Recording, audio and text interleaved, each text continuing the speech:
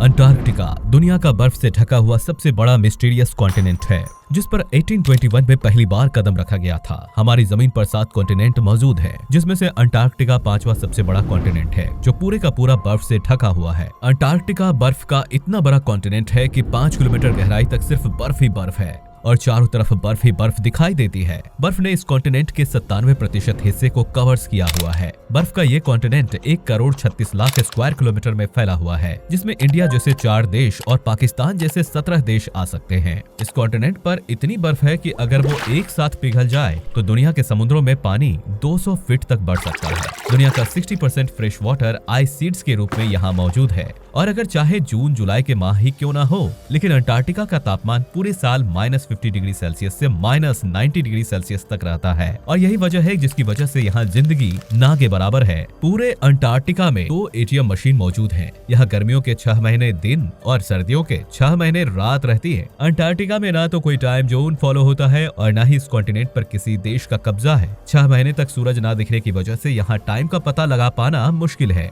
इसी कारण अंटार्कटिका में कोई टाइम जोन फॉलो नहीं किया जाता है। कई लोगों का मानना है कि अंटार्कटिका की इस बर्फ के नीचे कई राज दबे हुए हैं, और बहुत लोगों का मानना है कि इस बर्फ के नीचे दूसरी दुनिया मौजूद है। और कुछ लोग तो मानते हैं कि यहाँ एलियन मौजूद है। वही ऐसे तरीके से कुछ लोग मानते हैं कि हिटलर के यहाँ खुफिया मिलिट्री बेस मौजूद है। 11,000 साल पहले एक नेचुरल डिजास्टर आया था, जिसका निशाना एक ऐसा शहर था जिसके लोग अपने आप को खुदा समझते थे। कहा जाता है कि अटलांटिका का गुमशुदा शहर भी अंटार्कटिका की बर्फ के पहाड़ियों के नीचे खोया हुआ है। साफ लफ्जों में अगर हम कहें तो बर्फ के पहाड़ के नीचे ऐसे राज मौजूद हैं जिसके बारे में कोई सोच भी नहीं सकता है। पिछले कुछ सालों से साइंटिस्ट और रिसर्चर्स इस बर्फ में छिपे राजों को ढूंढने की कोशिश में लगे हुए हैं, और रिसर्च के दौरान इन राजों को ढूंढने की बजाय और मिस्टीरियस बना दिया गया है। अंटार्कटिका से अब तक 400 से भी ज्यादा लेक्स डिस्कवर हो चुकी हैं। 2009 में अंटार्कटिका की रिसर्च के दौरान एक बिल्ली का ढांचा मिला था, जिसने साइंटिस्ट के होश ही उड़ा दिए। हैरान करने वाली बात तो ये है कि ये ढांचा किसी आम बिल्ली का नहीं था,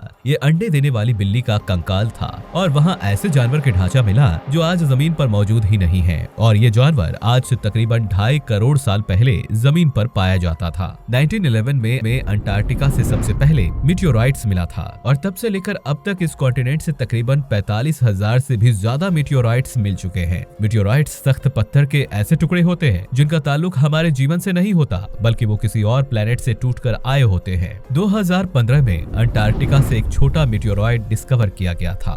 रिसर्च के बाद मालूम पड़ा कि ये कहीं और से नहीं, मार्स से टूटकर आया था, क्योंकि इसमें ऐसे बैक्टीरिया मौजूद थे जो मार्स पर पाए जाते हैं। 2014 में आर्कियोलॉजिस्ट ने अंटार्कटिका से एक ऐसी चीज डिस्कवर की जिसने सबको हैरान कर दिया। आर्कियोलॉजिस्ट को रिसर्च के दौरान 3 इंसानी खोपड़ियां मिली, जो अंटार्कटिका से मिलने वाली पहली इंसानी खोपड़ियां थी। नॉर्मल खोपड़ियों से ये खोपड़ियां बिल्कुल अलग थी, क्योंकि इनके सर ज्यादा ही बाहर निकले हुए थे। इस तरह की खोपड़ियां साइंटिस्टों को इजिप्ट और पेरू से भी मिल चुकी हैं, जो इस बात की तरफ इशारा कर देते हैं कि आज से हजारों साल पहले अंटार्कटिका में भी लोग रहा करते थे, जिनका कोई न कोई संबंध इजिप्ट और पेरू से भी जरूर रहा होगा। 1911 में टेलर ने अंटार्कटिका में एक ऐसा वाटरफॉल डिस्कवर किया था जहां पानी की जगह ब्लड फॉल होता है, और इन जगहों को टेलर ग्लेशियर कहा जाता है। कई सालों तक यही माना जाता रहा है कि इस ग्लेशियर के अंदर से खून बहता है, लेकिन रिसर्च के बाद पता चला कि इस ग्लेशियर के नीचे एक बहुत ही बड़ा पानी का डैम मौजूद है, और इस पानी में समुद्र के नीचे से भी ज्यादा 3 गुना साल्ट मौजूद है, और इसके साथ ही इस डैम में पहाड़ों से निकलने वाला आयरन भी मौजूद है। और जब ये पानी ग्लेशियर से बाहर निकलता है तो पानी में मौजूद आयरन हवा में मौजूद ऑक्सीजन से क्रिया करके आयरन ऑक्साइड बनाता है, और इस तरीके से ये पानी लाल कलर में बदल जाता है।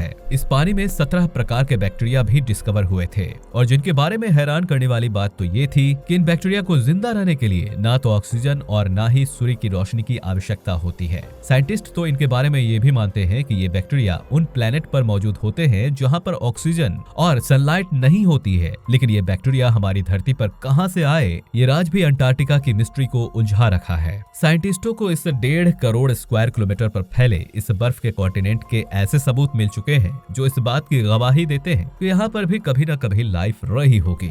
1980 में रिसर्चर्स को अंटार्कटिका के डायनासोर के ढांचे मिले थे। तब से लेकर अब तक यहाँ से कई डायनासोर के ढांचे मिल चुके हैं, और रिसर्च से ये पता चला कि ये 70 लाख साल पहले के हैं, यानी कि उस वक्त जब ये जगह रहने के काबिल हुआ करती थी। उम्मीद है कि आपको ये वीडियो अच्छी लगी होगी। अगर वीडियो अच्छी लगी हो तो वीडियो को लाइक कर देना। मिलते हैं अगले वीडियो में।